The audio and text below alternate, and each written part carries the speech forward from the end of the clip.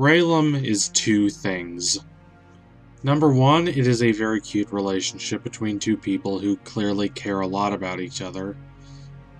But also, number two, it's about the opportunity for elves and humans to transcend their differences and build a better society together. It is not like Callum and Rayla originally liked each other. Far from it. Rayla may not hate humans as much as she is supposed to, given the mores of elven society, but she did try to kill him the first time they met. She nonetheless started to care about him, and he did not fear her. Even when she did not reveal her true feelings for him, he wanted to get to know her, and she gradually discovered the benefit of spilling out to him her real emotions. For once, she did not have to be afraid. She did not have to be anxious that those around her were judging her negatively. For maybe the first time in her life, she had the freedom to figure herself out without wondering what those around her would think of her. And from there, romance blossomed. They discovered they did not want to be separated from each other. They had grown to depend on each other, and they developed romantic affections for each other.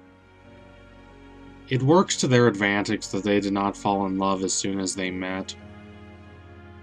We place so much emphasis on the idea of love at first sight, but when we realize we love someone before we get to know them, we tend to construct a facade to try to get them to like us, and this facade does as much to obscure our true selves as reveal them. This is the case with Callum's relationship with Claudia. Though he is in love with her at the start of the series, he spends so much time trying to impress her, and not enough time trying to reveal his true self to her. Because of this, she does not really respect him. Now, I know that may sound harsh. I'm not saying she hates him. She thinks he's kind of adorable. And she is not necessarily opposed to the idea of being in a relationship with him. But she sees him not as this cool, suave guy he pretends to be, but rather as the lovesick puppy he actually is. The difference between this and his relationship with Rayla is that with Rayla, they actually get to know each other. They don't have to present false images of who they are in order to try to gain the approval of each other. Their falling in love was an accident. They did not try to make it happen. Rather, they just committed themselves to understanding one another, and it happened naturally. In fact, their relationship tears down facades. It allows Rayla to finally complete her rejection of the elven perspective toward humans.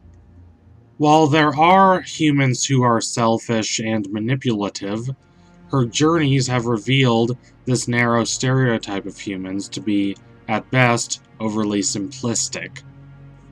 And their relationship also destroys the false beliefs they have about themselves. Both of them, at the start of the series, are controlled by a sort of self-loathing. It does not always dictate their every move, but it is always there, ready to swallow them up whole when they start to hesitate or doubt themselves.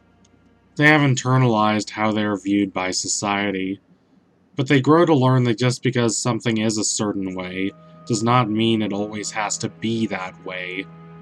They see in each other what they cannot originally see in themselves. That though they are outsiders, this is more because of a flaw in society than a flaw in themselves.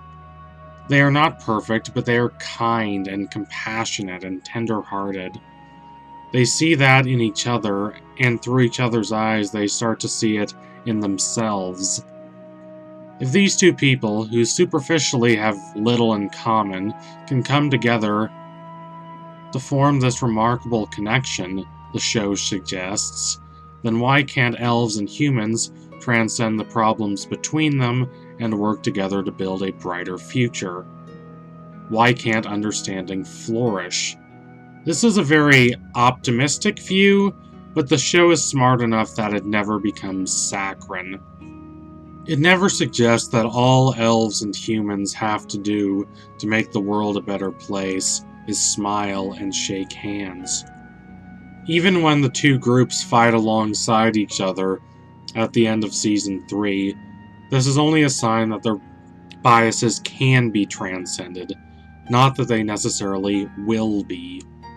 Two people who are outsiders to their respective societies, and who happen to be traveling together, have a much easier time of seeing each other as not so different than two whole societies. And this is not even considering the actual material inequality between elven and human societies. Elves love to hate humans for using dark magic, but without it, human society is at a distinct disadvantage when compared to elven society, as humans cannot naturally perform magic, unlike elves. If humans could perform magic as well as elves can, it stands to reason that they would not rely so heavily on dark magic. It will be interesting to see how the show addresses the concerns later in its run, but it is nonetheless a good idea that the show sets Callum and Rayla's relationship as the symbol of what is possible in the grand struggle to build peace between humans and elves. Part of this is because I am at heart something of a romantic, but part of it is because the show is smart enough to take a practical view. Thankfully, elves and humans do not all have to form close, personal relationships with one another. That would be nice, but that is not the goal. Instead, the border between the two societies, and I am not just here talking about the physical border, but also the psychological and emotional border, just needs to be eased enough to relax tensions. This is not to say that the tensions will instantly dissipate, but rather that they will start to seem like more of a footnote in history than something that is very relevant to the present. Something like the past hostilities between America and England, or between England and France. None of this means Rayllum by itself changes everything. The relationship between elves and humans is soaked in blood, and you cannot just make people magically forget about that blood. You see this in arguably the show's best episode, 306, Thunderfall, which details the dragon Thunder Avazandum's defeat at the hands of not only the manipulative Viren, but also the relatively heroic King Harrow. At the end of this episode, Callum is dropped into a pit of existential agony. He is not sure what to think about the nuances of the situation. On one hand, he hates Thunder Avazandum for directly causing the death of his mother, and indirectly causing the death of his father, and all this madness that is currently sweeping through the land. But also, he feels terrible for what happened, and he feels terrible for Ozymandias. I mean, that's his father. But Rayla assures him that they can break the cycle of violence. She assures him that they can move into a better world. She is not saying that because she is ignoring history. She's saying that because she believes that they can transcend history. Perhaps this is another way Rayllum symbolizes the connection between humans and elves. It is not just moving beyond past prejudices. It is doing that for visceral, empirical reasons. Rayllum symbolizes knowing very well the difference emotionally between cooperation and isolation, weighing them both, knowing the complexities of the situation, and still choosing to build a better world. So thank you all for watching. If you liked what you saw today, don't forget to like, comment, and subscribe. Donate to my Patreon if you can and you want to see more videos like this. Keep watching The Dragon Prince. It is a brilliant show that is only getting better with time. It is so sharp, so thoughtful, so incisive, and I really hope Netflix renews it. Keep your fingers crossed. Anyway, tune in soon for my next analysis. It will be coming soon. Thank you all again. Adios, comrades.